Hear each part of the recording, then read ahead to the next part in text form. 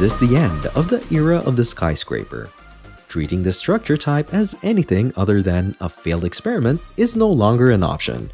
We anticipate that there will be no further construction of megatowers and that the existing ones will eventually be demolished. How could this happen? Join me today as we venture into this phenomenon. Welcome to Billionista. If you love videos about luxury living, please subscribe and click the bell so you never miss a video. And don't forget to like and share too. The tendency toward ever taller skyscrapers has just recently emerged. For many centuries, the Pyramid of Giza was the tallest structure in the world. For 3,800 years, nobody dared to oppose it. Cathedrals in Europe are the world's tallest. The English Cathedral of Lincoln exceeded the Egyptian Pyramid of Giza in 1311, and the French Cathedral of Strasbourg surpassed it in 1439. For 400 years, this stood tall. After the invention of the skyscraper, competition to construct the world's highest structure intensified during the 20th century. The Home Insurance Building in Chicago was the first skyscraper, and its completion in 1884 permanently altered the urban landscape. Philadelphia City Hall, with 9 floors, was the tallest building of its day. The Petronas Towers in Kuala Lumpur, Malaysia doubled that by the turn of the millennium. From 1908 until 1998, the tallest building in the United States was located in either New York or Chicago. The 21st century saw the migration of the human race to the east. We were not prepared for the sheer size of these towers.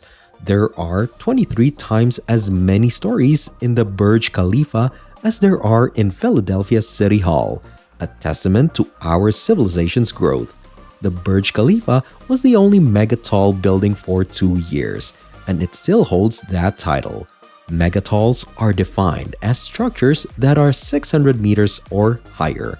The Makkah Royal Clock Tower stood at an impressive 601 meters and was completed in 2012 by Saudi Arabia. It took another 3 years for the Shanghai Tower to be built after that. Recently, Merdeka BNB 118 joined the world's mega high-rises ranks. In any case, why do we insist on constructing structures of such great height? Initially, skyscrapers were built for functional reasons. The construction of taller structures makes it possible to house more residents and employees. Skyscrapers limit the spread of suburbs. Cities will spread into the countryside without sufficient room for their current population and economy. Skyscrapers are a space-efficient way to meet the demands of the commercial and residential communities they contain. The motivation to construct larger structures was largely aesthetic. The construction of skyscrapers became a symbol of prosperity and power. Having the tallest skyscraper in the world was a prestige symbol more than a practical solution to the need for housing or business space. Governments provided funding for the construction of 21st century skyscrapers in New York. So let's look at the record's current holder. Per the Council on Tall Buildings and Urban Habitat (CTBUH), a third of the Burj Khalifa is empty. 160 of the building's 200 floors are usable apartments. As a result, the CTBUH came up with the term vanity height. This relates to the height of the building and the height of the usable space. Although the Sears Tower was taller, the Petronas Tower's roof was 60 meters shorter, making them the taller structure in 1998. The Burj Khalifa was only 2 meters taller than the Shanghai Tower in actual floor space. According to the CTBUH, no structure can claim the title of world's tallest if its vanity height is 50% or higher. To be fair, the Burj Khalifa and other so-called vanity towers do draw visitors. Surprisingly, there are only 4 megatall skyscrapers in the entire world. The number of megatall structures in 2020 was predicted by the CTBUH's 2012 study, Tallest 20 in 2020. 3 were found in 2020, while 8 were expected. Megatall buildings are uncommon because they necessitate unique construction methods. The steel framework was the first step in the construction of skyscrapers. The home insurance building, constructed in the late 19th century, used the Chicago skeleton. There were problems with building in a square shape. As you progress upwards, the construction becomes increasingly unstable, like a game of Jenga. Larger structures wouldn't be able to withstand natural disasters like hurricanes or earthquakes. Engineers were called upon to reconceive a number of structures. An American of Bangladeshi descent named Fazlur Rahman Khan was given the title Einstein of Structural Engineering for an idea he developed in the middle of the 20th century. He made horizontal floor beams and tubular steel beams which supported each floor. Because they were stronger and could withstand more force, these steel beams allowed us to build up higher. This was used as inspiration for Khan's design of the Sears Tower in Chicago. Still, adjustments were made to the super tall towers. In 2004, Khan's firm Skidmore, Owings and Merrill was responsible for designing the South Korean building known as Tower Palace III. This structure was supported by a single central column and 3 wing walls. There is more central support thanks to the hexagonal shape, which also bears the weight of the wings. This plan gave the Burj Khalifa its distinctive Y, or hexagonal form. There are 9 spherical towers enclosed in glass at the Shanghai Tower. The Macca Royal Clock Tower is supported by 7 buildings, spreading from the bottom up. Smart technologies like these have prompted new generations of super tall structures.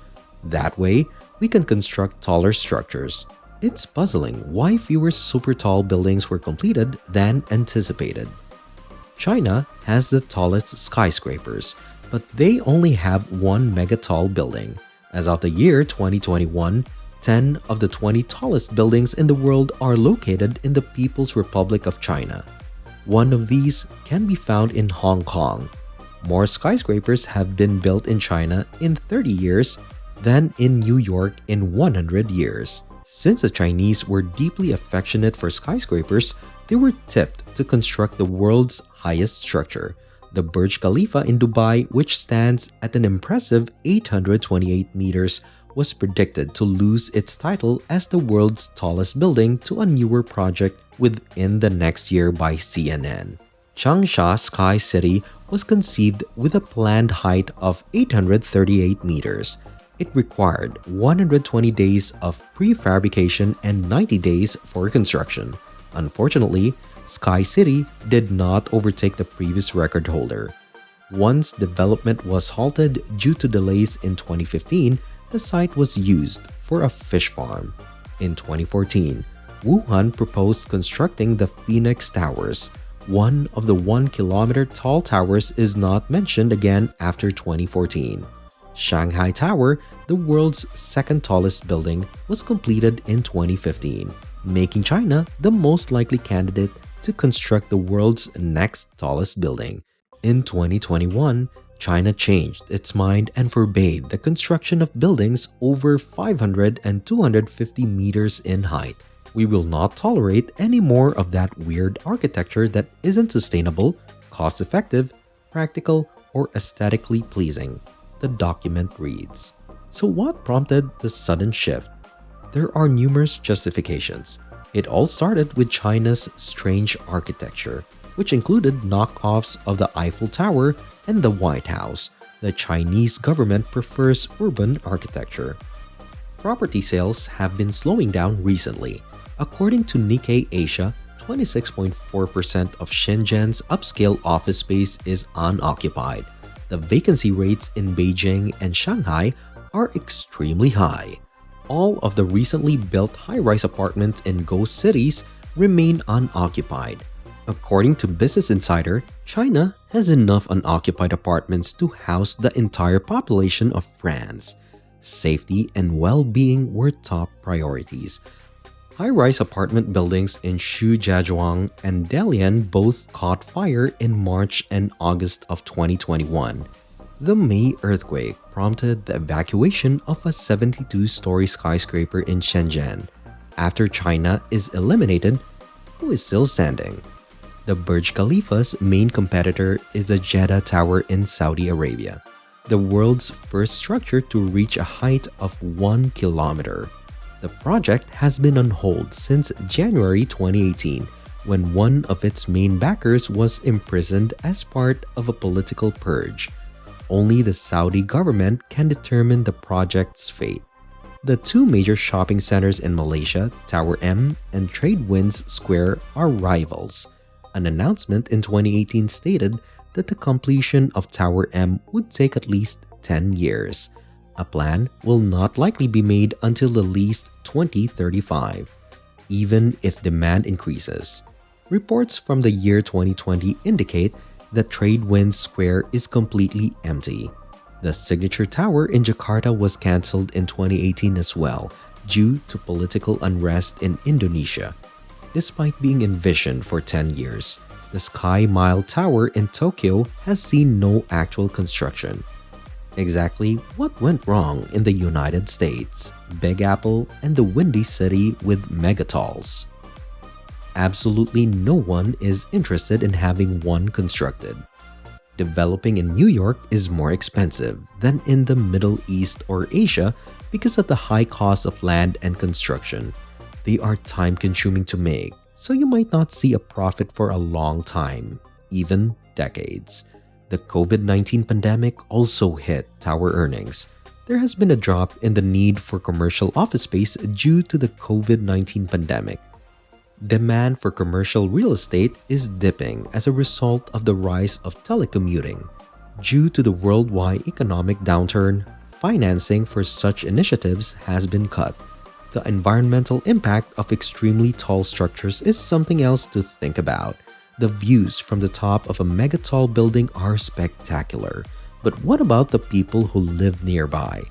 Large skyscrapers block out too much sunlight, detract from the aesthetic appeal of a city, and are unsightly. If your office was adjacent to a construction site that was expected to last 10 years, how would you feel about it? It's also a problem that building skyscrapers is bad for the environment. Architect Tim Snelson estimates that the carbon footprint of a 30-story building is at least double that of a 10-story building with the same floor area. There should be a lot of focus on the foundation and on avoiding wobbling. Construction of new skyscrapers could therefore be halted. So Billionistas, what do you think about skyscrapers? Let me know in the comments. That's it for this time. If you enjoyed the video, hit that like button and don't forget to subscribe. See you next time.